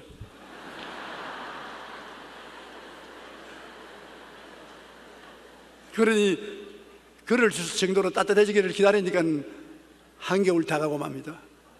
걸을 여가가 없어요. 그러나 하나님도 스트레스에 걸리고 우울증에 걸린 엘리야에게 운동을 하라고 그랬습니다. 골프 치라고 말 안 했어요. 너 가서 골프 쳐라. 수영해라. 철봉해라. 그러지 않으시고 누구든지 돈 안 들이고도 할 수 있는 걷는 운동을 하라는 것입니다. 그러므로 우리도 할 수만 있으면 걸읍시다. 열왕기상 19장 8절에 보면 이에 일어나 먹고 마시고 그 음식물의 힘을 의지하여 40주 40야를 가서 하나님 산 호렙에 이르니라. 40주 40야를 한 달 열흘을 걷고 나니까 스트레스 다 날아가 버렸어요. 한 달 열흘만 걸으면 문제가 해결되는 것입니다. 잠언서 17장 22절에 마음의 즐거움은 양약이라도 심령의 근심은 뼈를 마르게 하느니라. 뼈를 마르게 하는데 걸으면 마음이 즐거워집니다. 걸으면서 마음의 짐이 사라지고 즐거워지니까 양약이 되어서 영적으로 육신적으로 병이 다 없어지고 마는 것입니다. 산책이나 운동을 하는 것은 건강에 매우 좋습니다. 우리가 걸으면 뇌세포가 활성화되고 혈액순환이 잘 되어 건강에 좋아진다고 합니다. 하루에 13,000보를 걸으면 지방이 연소되고 혈액순환이 활성화되어 마음이 상쾌해지고 즐거워집니다. 마음이 즐거우면 우리 몸에서 그 어떤 세균도 막아낼 수 있는 호르몬이 분비되어 스트레스와 병으로부터 치료함을 받게 되는 것입니다. 많은 사람들이 이러한 걷기나 조깅으로 체력을 유지하고 건강을 지켜왔습니다. 12,000보 내지 13,000보. 여러분께서 마음에 결심을 하고 걸으십시오. 여러분이 걸으면 저도 따라 걷겠습니다. 여러분이 안 걷기 때문에 제가 안 따라 걷죠. 우리 새해에는 걷는 운동을 많이 서로 격려해서 하십시다. 빌리그레햄 목사님도 늘 조깅으로 건강을 유지한다고 말하셨습니다. 과거 루즈벨트 대통령이나 역대 미국 대통령을 보면 걷기나 달리기를 해서 신체 건강을 유지했다고 말하고 있는 것입니다. 동의보감에 보면 건강을 위해서는 3보가 있어야 한다고 합니다. 식보, 약보, 행보인데 식보란 밥을 잘 먹는 것이고 약보는 보약을 적당히 먹는 것이고 행보는 많이 걷는 것을 말합니다. 밥도 잘 먹고 보약도 가끔 먹고 많이 걸으면 우리가 건강을 유지할 수가 있는 것입니다. 이처럼 산책이나 조깅을 하는 것은 심신의 피로를 풀고 마음을 상쾌하게 하여 스트레스를 해소할 수 있는 좋은 방법이 되는 것입니다. 그래서 하나님이 산 호렙에 가서 굴 속에 들어가서 엘리야는 영적으로 회복했습니다. 영적으로 신앙이 떨어지고 성령 충만을 잃어버린 그가 호렙산 바위 굴 속에 들어가서 하나님과 대화할 수 있게 되고 세미한 음성을 얻게 되고 마음이 뜨거워지고 사명을 새롭게 받아서 그 사명을 다하고 하나님이 하늘로 데리고 올라가는 것입니다. 우리가 스트레스에서 해방되는 최후의 방법은 기도하는 것입니다. 신령한 은혜를 회복하는 것입니다. 성령을 충만히 받는 것입니다. 먹고 자고 그 다음에는 조깅하고 걷고 그 다음에는 오살리 기도원에 들어가서 기도해서 성령 충만 받고 하나님의 미세한 음성을 들으면 스트레스 굿바이, 완전히 스트레스에 해방될 수 있는 것입니다. 하나님의 음성이 마음에 들려올 정도로 하나님의 은혜를 받으면 스트레스가 그게 붙어 있을 수가 없는 것입니다. 엘리야는 하나님의 음성을 듣고 하나님의 소명을 마지막 받아서 그 소명을 실천하고 난 다음에 하나님이 엘리야를 회오리 바람을 통해서 하늘로 데리고 올라가 버리셨습니다. 우리는 뭐 살아서 하늘에 못 올라갈지라도 죽으라서라도 올라가면 그뿐입니다. 하늘은 똑같은 하늘이니까. 우리가 천국 갈 수 있다는 것은 마음에 큰 위로가 됩니다. 여러분, 우리가 언제 죽더라도 우리는 갈 곳이 있다. 삶의 목표가 있다는 것이 얼마나 좋은지 모릅니다. 삶의 목표가 없는 사람은 나이를 먹어갈수록 방황하고 허덕이는 것입니다. 허무와 무의미에 고통당하는 것입니다. 그러나 우리는 살아갈수록 우리의 목적지가 분명하므로 허무와 무의미에 시달리지 않습니다. 언제 죽더라도 겁은 좀 나지만은 그러나 천당 가는 겁니다. 생수한 곳에 가는데 겁이 안 날 때가 있어요. 그런 걱정할 것 없습니다. 예수님께서 너는 마음에 근심하지 말라. 하나님은 또 나를 믿어라. 내 아버지 집에 있을 곳이 많다고 말씀하셨어요. 주님이 오셔서 우리 손잡고 갈 테이니 두려워할 것 없는 것입니다. 여러분 모두 다 하나님의 백성으로 이 세상에서 스트레스를 이기고 궁극적으로 천국에 가서 하나님의 영광을 누리는 하나님의 자녀 되기를 주님 이름으로 축원합니다. 우리가 성경에 보면 엘리야와 엘리사가 길을 가며 말할 때 불수레와 불말들이 두 사람을 갈라놓고 엘리야가 해오리 바람을 타고 하늘로 올라갔다고 말하고 있는 것입니다. 오늘날 세계는 스트레스 공장입니다. 끝없는 경쟁과 긴장, 불안, 공포, 낙심 등, 그러니 스트레스를 피해서 살아갈 도리가 없습니다. 그러나 주 예수님 삶을 따르면 모든 스트레스에서 벗어날 수 있습니다. 성경에는 이렇게 말하고 있습니다. 오직 야훼를 앙망하는 자는 새 힘을 얻으리니 독수리가 날개치며 올라감과 될 것이요 다른 박질라 해도 곤비치 아니하겠고 걸어가도 피곤하지 아니하리로다. 달려갈지라도, 세상의 일에 쫓겨서 달려갈지라도 곤비하지 아니하며 스트레스에 걸리지 아니하고 걸어가도 피곤치 않다. 여유가 만만해서 시간이 많으면 피곤하지 않습니까? 실정이 나지 않습니까? 그러나 하나님을 앙망하면 여유 만만하게 가도 인생이 피곤하지 않다는 것입니다. 항상 하나님 안에서 영혼이 잘땡없이 범사에 잘되며 강건하고 생명을 얻되 풍성히 얻으며 살아갈 수가 있는 것입니다. 우리는 모두 다 이 스트레스 많은 세상에서 그리스도와 손을 잡고 탐욕을 저버리고 주님께 의지해서 스트레스를 이기고 살게 되시기를 주님 이름으로 축원합니다. 우리 기도드리겠습니다. 살아계신 우리 아버지 하나님, 우리는 스트레스가 꽉 들어찬 세상에 살고 있습니다. 그러나 주님이 같이 계심으로 주님의 은혜에 의해서 탐욕을 버리고 하나님의 축복을 받아 살 수 있고 주님께 수고하고 무거운 짐을 맡김으로 하나님의 능력을 받아서 살 수 있으므로 스트레스를 벗어날 수 있는 생활할 때 감사하고 찬송합니다. 하나님 아버지여, 오늘 이 가운데 스트레스 받은 사람이 있으면 모두 다 예수님께 짐을 맡기게 도와주시옵시고 하나님의 은혜로 스트레스를 이기고 나아가게 도와주시옵소서. 주님의 위로를 받고 먹고 마시고 자고 깨고 함으로 평안을 누리고 우리가 걸어서 모든 필요를 다 털어버리고 새로운 삶을 살아갈 수 있는 우리들이 되고 영적인 성령 충만을 회복해서 하나님의 백성으로서 승리할 삶을 살게 도와주시옵소서. 예수님 이름으로 기도드립니다. 아멘. 오늘 저는 여러분과 함께 체험적인 신앙이라는 제목으로 은혜를 나누겠습니다. 예수님께서 예루살렘의 동구 밖인 베다니에 아침 일찍 나가시는데 시장하셨습니다. 그래서 뭘 먹을 것 있는가 찾으시다가 무화과 나무가 있기에 무화과 나무 밑에 가서 무화과를 찾았습니다. 근데 잎사귀만 무성하고 무화과가 하나도 없어요. 예수님께서 제 아들이 다 보는 앞에서 지금부터 영원히 사람 너희에게 열매를 따먹지 못하리라. 하나님 아들이 무슨 무화과 나무에 열매 없다고 그렇게 화를 내셔서 무화과를 저주했느냐, 그렇게 말할 사람도 있는데 예수님이 그 말을 하신 것은 제 아들에게 믿음에 대한 법칙을 가르치기 위해서 그렇게 하신 것입니다. 제 아들은 무심코 그 이야기를 듣고 그 자리를 떠나갔어요. 이튿날 또다시 예루살렘에서 나와 베다니를 지나가는데 베드로가 보니까 어제 예수님이 저주하신 무화과 나무가 바싹 말라버렸더라고요. 주님, 어제 주님께서 저주하신 무화과 나무가 말랐나이다. 예수님께서 믿음에 대한 위대한 교훈을 하시는 것입니다. 제 아들 보시고 하나님을 믿어라.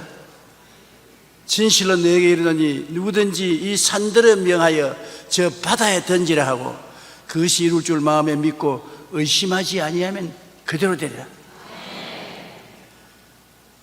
기도하고 구한 것은 받은 줄로 믿어라. 그리하면 그대로 되리라고 말씀하신 것입니다. 여러분, 하나님을 믿기만 하면 태산이 바다로 옮겨갈 수 있는 기적도 일어날 수 있다는 것이니까 놀라운 일 아닙니까? 이거 예수님만 그런 기적을 행한 것이 아니라 제자들 보고 주님께서 그렇게 말씀하는 것입니다. 예수님의 제자가 되면은 산을 명하여 바다에 던지라고 하면 그대로 이루어질 수 있는 믿음을 활용할 수 있다는 것입니다.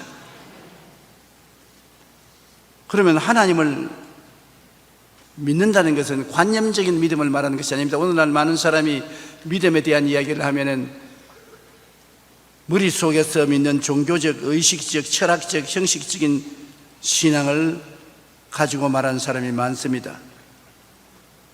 야고보서 2장 17절에 보면 행함이 없는 믿음은 죽은 믿음이라고, 믿음이라는 것은 결과가 나타나야 되는 것입니다. 믿습니다 하면 믿은 대로 이루어져야 되는 것입니다. 로마서 10장 17절에 믿음은 들음에서 나며 들음은 그리스도의 말씀으로 말미암았느라고, 하나님 말씀을 읽고 믿음이 생겨나면 그 믿음대로 이루어져야만 되는 것입니다. 안 이루어지는 믿음은 믿음이 아닙니다. 체험적이고 실천적이고 기적적인 창조적 변화를 가져오는 그것이 참 믿음인 것입니다. 여러분, 창세기에 창조하시는 하나님을 보십시오. 창세기 1장 2절 5절에 땅이 혼돈하고 공허하며 흑암의 깊음 위에 있고 하나님의 영은 수면에 운행하시니라. 하나님이 이르시되 빛이 있으라 하시니 빛이 있었고 빛이 하나님 보시기에 좋았더라. 저녁이 되고 아침이 되니 이는 첫째 날이라. 하나님 말씀은 열매가 맺어지지 않아요. 마지막으로 보면 하나님이 지으신 그 모든 것을 보시기에 심히 좋았더라. 하나님이 지으신 것은 다 좋은 것입니다. 하나님께서는 빛을 지으시고도 좋다고 말하시고 궁창을 지으시고도 좋다고 말하십니다. 그런데 주님이 지으신 모든 것을 통틀어서 보시고 심히 좋았더라고 말한 것입니다.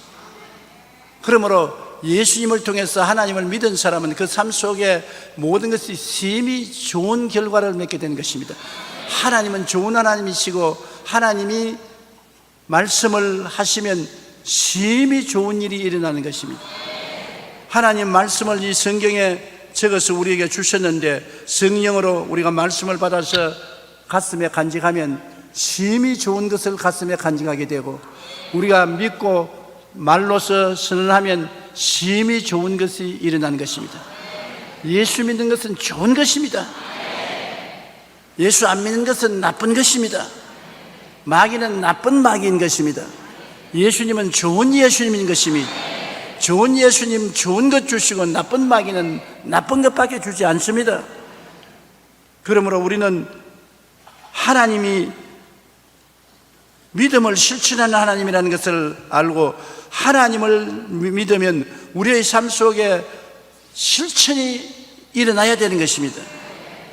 출애굽기에 300만 이스라엘 민족이 애굽을 나와서 홍해 바다를 걷는 것을 보면은 놀라운 기적입니다. 이스라엘 백성이 애굽에서 나오니까 바로 왕이 도로 이스라엘 백성을 체포하라고 정군에 명령하며 애굽의 군대가 총동원해서 이스라엘을 도로 잡으려고 뒤에 진격해 왔습니다.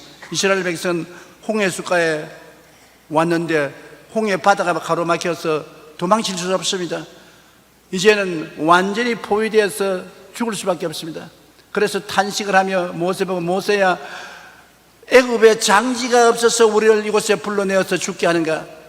그때 모세가 한 말이, 너희는 가만히 있어 하나님께서 너희를 위해서 싸우는 것을 보라.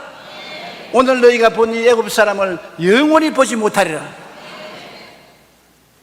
그러고 난 다음에 하나님 앞에서 하나님 말씀대로 지팡이를 홍해 바다 위에 내밀매 밤새도록 바람이 불더니만 홍해가 갈라졌습니다. 그리고 갈라진 홍해를 통해서 육지와 같이 300만 이스라엘 백성들이 걸어서 건너간 것입니다. 믿음의 역사가 이렇게 큰 것입니다. 이것이 무슨 특별한 수단과 방법으로 홍해 바다가 갈라진 것이 아닙니다. 그들은 하나님을 믿을 때 하나님의 기적이 일어난 것입니다. 출애굽기 14장 21절로 22절에 모세가 바다 위로 손을 내밀매 야훼께서 큰 동풍이 밤새도록 바닷물을 물러가게 하시니 물이 갈라져 바다가 마른 땅이 된지라. 이스라엘 자손이 바다 가운데 육지로 걸어가고, 그 다음에 이스라엘이 바다를 건너서 광야로 지나가니까 낮에는 구름 기둥이 와서 그들을 덮어주어서 뜨거운 햇빛을 가려주시고, 밤에는 불기둥이 그들의 어두움을 밝혀준 것입니다. 체험적인 신앙이란 이처럼 우리 삶 가운데 믿음의 생활을 실천하며 기적적 창조의 변화를 가져오는 것을 믿는 것입니다. 여러분, 우리가 믿는 하나님은 체험적인 하나님이신 것입니다. 관념적인 하나님이 아닌 것입니다. 철학적이고 심리학적이고 학문적인 하나님이 아니라 지금 살아계신 하나님인 것입니다. 오늘 이 시간에 여러분 살아계신 믿음을 여러분 마음속에 받아들이면 여러분 가운데 이 자리에서 기적이 일어납니다. 영혼이 잘됨같이 범사에 잘되며 강건한 역사가 일어나게 되는 것입니다. 그러면 이 실천적인 믿음의 자격과 방법은 어떤 것입니까? 누가 이런 믿음의 역사를 할 수 있으며 그 믿는 방법은 어떠냐고 물을 것입니다. 아무나 믿음의 역사를 할 수 없어요. 시장에 가서 장사하는 사람하고 당신 믿음으로 장사하십시오 한다고 하나님 기적이 일어나는 건 아닙니다. 그렇지 않으면 학교 가서 공부하는 학생 붙잡고 믿음으로 믿습니다. 그러면 공부 잘할 것이니 그렇게 해보라. 그런다고 되는 거 아닙니다. 누구에게 믿음의 역사가 일어날 수 있느냐? 예수님의 제자들에게 그 일이 일어날 수 있는 것입니다.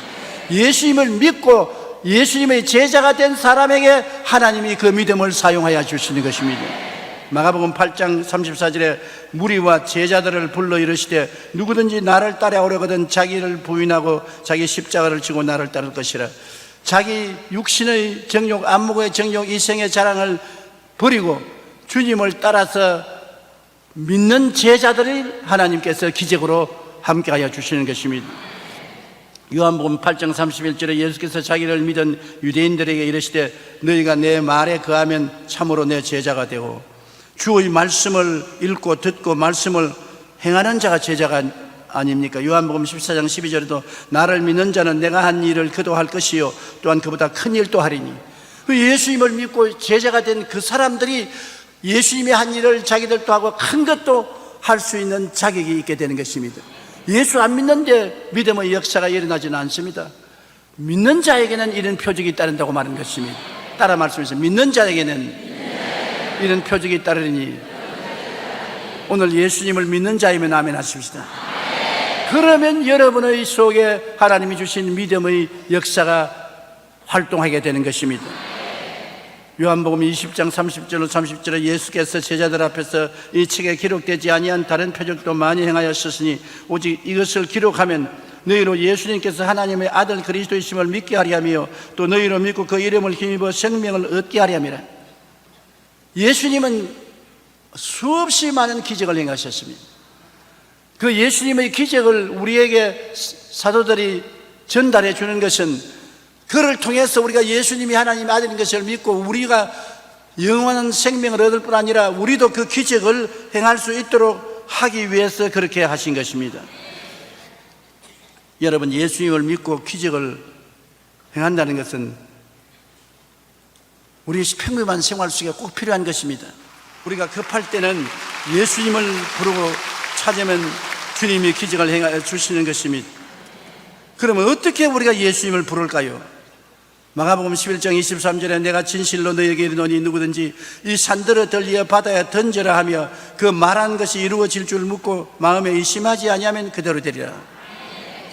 이 산들을 들리어 바다에 던지라고 하며 그 말하는 것이 이루어질 줄 믿으라 했습니다. 말을 안 하면 안 돼요. 이 산들을 명하여 바다에 던지라고 말을 해야 돼요. 한번 따라 말씀해주세요. 너희 산은 예수님의 이름으로 명하노니 바다로 옮겨가라. 그렇게 말을 해야 되는 것입니다. 따라 말씀해서 나의 병은 예수 이름으로 명하노니 물러가라. 너희 귀신아 예수 이름으로 명하노니 묶음을 놓아라. 문제는 해결되라. 이와 같이 분명히 명령을 해야 되는 것입니다. 믿음이라는 것이 명령하지 않고 이루어지는 법이 없습니다. 분명한 수는 이 산들을 들려 바다로 옮겨라.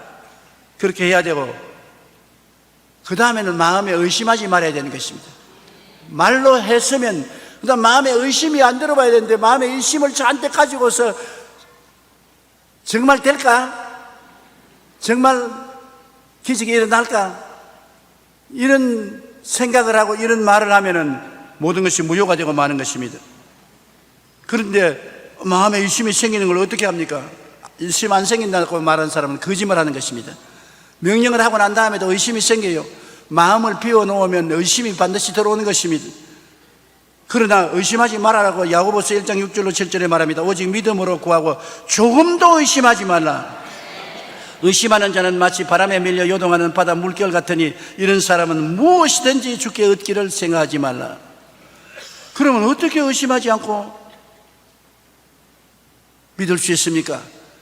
말하고 난 다음 생각을 긍정적으로 꽉 잡아야 되는 것입니다. 할 수 있다, 하면 된다, 해보자, 기적이 일어난다, 좋은 일이 일어난다.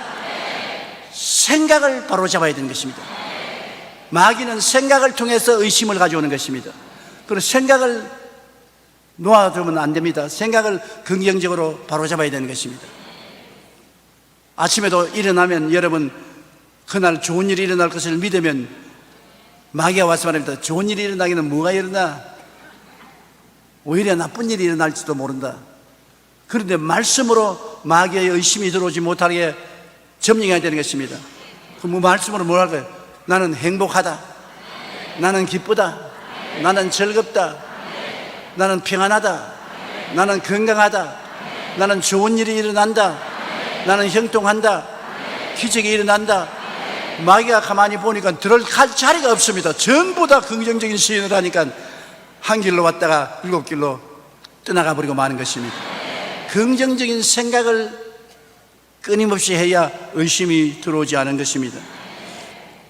잠언서 4장 23절에 모든 지킬 만한 것 중에 더욱 내 마음을 지켜라. 생명이 그러니 이에서 남이라 했는데, 이 마음을 지키기 위해서는 생각을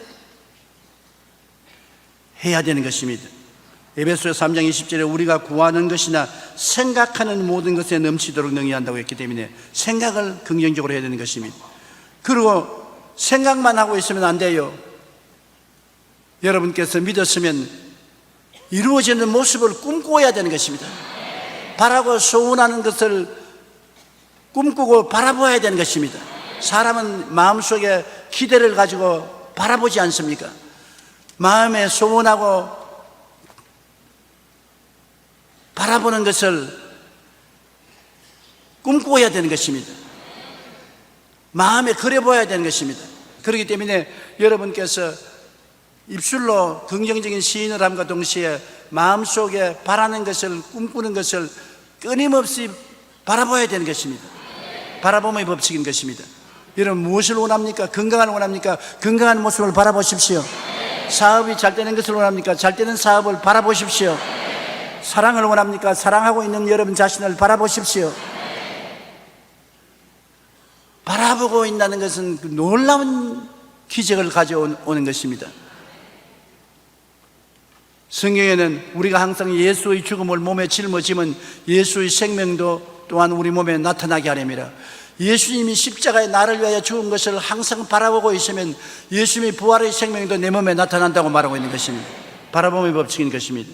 그래서 우리가 바라보면서 마음에 큰 기대를 가지고 있으면 하나님의 성령이 역사하는 것입니다. 그 다음에는 무엇을 할까요? 그 다음에는 마음에 힘을 다해서 믿는 것입니다. 믿는 것이란 뭐냐? 없는 것을 있는 것 같이 생각하고 보고 말하는 것입니다. 없는데 있는 것으로 믿어요. 마음속에 믿습니다. 저는 한평생에 몸이 허약했습니다. 예수를 믿고 난 다음에도 몸이 허약했는데 예수 믿기 전하고 예수 믿은 후하고 무엇이 다르냐면, 예수 믿기 전에는 몸이 아프고 고통스럽기 때문에 주로 시간만 있으면 들어 누웠어요. 그런데 예수를 믿고 난 다음에 주님의 약속을 알고 제가 채찍에 맞음으로 너희가 나음을 입었다는 것을 알고 난 다음에는 그것을 믿고 아무리 고통스럽고 아파도 일어나서 할 일 다 합니다. 그럼 괴로우면 내가 날 보고 말합니다. 제가 채찍에 맞음으로 너가 나았는데 뭘 누워있냐? 나았는데 뭘 아픈 사람처럼 행동하느냐? 그것이 믿음인 것입니다. 말씀을 믿는 것입니다. 내가 상상으로 믿는 것이 아닙니다. 주께서 말씀하셨으므로 그것을 믿는 것입니다. 베드로가 밤이 맞도록 그물을 던져도 잡은 것이 하나도 없는데 예수님이 아침에 깊은 데 가서 그물을 던져라. 그럼 베드로는 자기의 경험으로나 지식으로나 상식으로나 이성으로나 해가 뜨고 난 다음 그물을 던지면 고기가 안 잡히는 것입니다. 그럼에도 불구하고 베드로가 뭐라고 말했습니까? 밤이 맞도록 그물을 던지나 잡은 것이 없을 때 말씀에 의지해서 그물을 던지겠습니다. 주님 말씀을 믿고 던지겠다는데 던져보니 고기가 많이 잡아치셔서 그물이 찢어진 것입니다. 그러므로 우리가 하나님 말씀을 읽고 듣고 묵상하고 어려운 일을 당할 때 말씀을 믿는 것입니다. 눈에는 아무 증거 안 보이고 귀에는 아무 소리 안 들리고 소용 잡히는 거 없어도 하나님의 약속의 말씀을 믿고서 없는 것을 있는 것 같이 행하면 기적이 일어나는 것입니다. 아브라함이 하나님 약속의 말씀을 믿으니까 100살에도 자식 낳지 않습니까? 그 아내가 90이 되어도 자식을 낳지 않습니까? 하나님은 믿음을 통해서 기적을 행하시는 것입니다. 그 다음에는 여러분께서 그 믿은 대로 이루어진다고 입술로 자꾸 시인을 해야 되는 것입니다. 나는 잘 된다, 나는 건강하다, 나는 살아있다, 승리한다, 형통한다, 입술로 고백해야 되는 것입니다. 여러분의 말이 얼마나 중요한 것을 알아야 되는 것입니다. 그렇기 때문에 하나님께서 천지를 지으실 때 말씀으로 지으신 이유는 하나님께서 너희들도 말을 통해서 위대한 창조적인 힘이 나타난다는 것을 가르쳐 주기 위한 것입니다. 여러분은 하나님의 형상과 모양대로 지음받았기 때문에 하나님처럼 생각하고 말하고 행동해야 되는데, 하나님 말씀으로 천지를 지으신 것은 여러분 우리도 따라서 우리의 말을 하면 말이 그런 큰 능력을 가지고 온다는 것을 깨닫게 하여 주기 위해서 모범을 보여주신 것입니다. 그래서 구하고 기도할 때 반드시 받는다고 믿으면 그대로 되는 것입니다. 마가복음 11장 24절에 그러므로 내가 너에게 말하니 무엇이든지 기도하고 구한 것은 받은 줄로 믿어라. 그리하면 너에게 그대로 되리라. 믿음이 제일 파워풀하지 않습니까? 그대로 믿어라. 생각을 통해서 믿고 꿈을 통해서 믿고 믿음을 통해서 믿고 말을 통해서 믿는 것입니다. 믿음이 여러분 크나큰 기적을 행하시는 것입니다. 이제 마지막으로 우리가 믿음이 안 믿어지고 자꾸 막힐 때 어떻게 하느냐, 남을 미워하면 믿음의 역사가 일어나잖아요. 사랑으로 행하는 믿음입니다.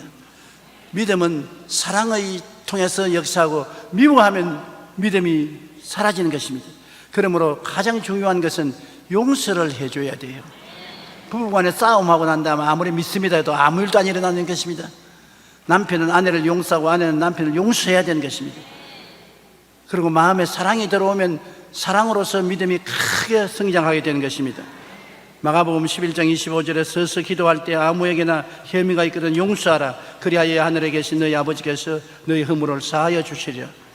우리가 우리 죄를 자백하면 하나님이 용서해 주시는데, 우리가 이웃을 용서 안 하면 하나님이 우리 죄도 용서 안 하는 것입니다. 참 까다로운 조건을 내세워 놓으셨어요. 저도 지금까지 신앙생활을 해오면서 용서하려고 애를 많이 쓰는데 어떤 때는 도저히 용서하지 못할 고약한 사람이 있어요. 그래서 기도할 때 하나님, 저 사람은 절대로 용서 못하겠습니다. 다른 사람 다 내 용서했지 않아요.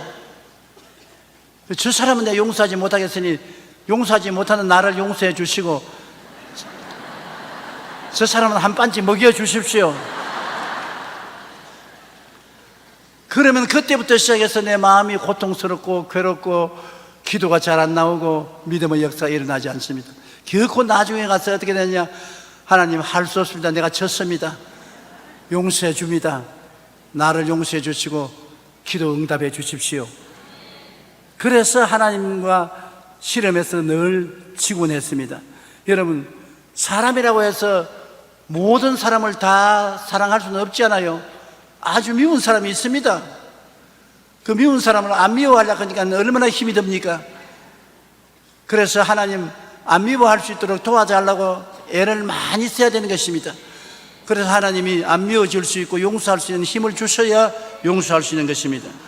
사람 힘으로 안 되더라도 하나님께 기다려서 어떤지 마음에 용서할 수 있는 힘을 달라고 부탁해서 용서하는 것이 좋습니다. 내가 용서하면 내 죄도 하나님이 용서해 주시기 때문이에요. 하나님께 회개하면 쉽게 용서를 받을 수가 있는 것입니다. 요한 1장 9절 우리 다 같이 한번 읽어보십시다. 만일 우리가 우리 죄를 자백하면 그는 미쁘시고 이로우사 우리 죄를 사하시며 우리를 모든 불의에서 깨끗하게 하실 것이요. 하나님께서 이렇게 우리가 회개만 하면 깨끗하게 해주시지 않습니까? 이사야 55장 7절에 악인은 그의 길을, 불의한 자는 그의 생각을 버리고 야훼께로 돌아오라. 그리하면 그가 긍휼히 여기시리라. 우리 하나님께로 돌아오라. 그가 너그럽게 용서하시리라. 우리 하나님은 이렇게 너그러운 하나님이신 것입니다. 용서하고 사랑으로 품고 덮어주고 끼어 안아주고 용기와 힘을 주시는 분이 우리 하나님인 것입니다. 여러분, 오늘 이 시간에 제가 여러분께 부탁하는 것은 믿음의 생활을 하라는 것입니다. 우리가 지식을 가지고 사는 사람도 있고 체험으로 사는 사람이 있고 이성으로 사는 사람이 있고 과학을 통해서 사는 사람이 있지만은 여러분, 나의 의인은 믿음으로 말미암아 살리라. 여기에 하나님 말씀을 주셨으므로 믿음으로 살면 오늘날 또 하나님께서는 창조적인 기적을 나타내 주시는 것입니다. 오늘날 또 홍해수가 갈라지고 메추라기가 오고 물이 달아지고 바위가 물이 솟아오르고 하는 기적이 일어날 수 있는 것입니다. 오늘날 또 귀신이 쫓겨나가고 병자가 낫고 죽은 자가 살아나는 기적이 일어날 수 있는 것입니다. 하나님을 믿어라. 예수님께서 마르다에게 말하기를 마르다야 내가 하나님을 믿으면 영광을 보리라 하지 않았느냐. 우리가 믿음의 생활을 하면 점점 여러분의 신앙이 발전하는 것입니다. 누구든지 여러분 이름을 말해 주십시오. 조용기가 여러분은 이름 말해 주십시오. 이 산들을 명하여 저 바다에 던지라 하고 그것이 이룰 줄 마음에 믿고 의심하지 아니하면 그대로 되리라. 바로 여러분입니다. 하나님께 한번 박수하십시다. 그러므로 의심만 안 하면 돼요. 그럼 의심 안 하면 어떻게 의심 안 하느냐? 아까 말씀한 대로 생각을, 긍정적인 생각을 하고 이루어진 모습을 꿈꾸고 그리고 말씀을 그대로 시인하고 믿고 입술로 고백하면 의심이 들어올 자리가 없지 않아요. 그리고 기도하면 내 믿은 대로 될지어다. 기적이 일어나게 되는 것입니다. 우리 다 같이 고개 숙여 기도하겠습니다. 하나님 아버지, 우리는 믿음으로 살아야지 감각으로, 지식으로, 인간의 이성으로, 인간의 경험으로 살아서 문제가 해결되지 않습니다. 믿음으로 말미암아 하나님의 기적을 가지고서 우리가 살아야 되겠습니다. 오늘날 교회가 기적이 사라지면 교회가 아니라 학교가 되고 맙니다. 우리 모든 사람이 교회에 들어갔다 나왔다 하면서 기적을 체험하게 도와주시옵소서. 오늘도 내 아버지 하나님, 우리가 말씀을 통해서 이 교회를 떠나기 전에 기적을 체험하고 나가게 도와주옵소서. 예수님 이름으로 기도합니다.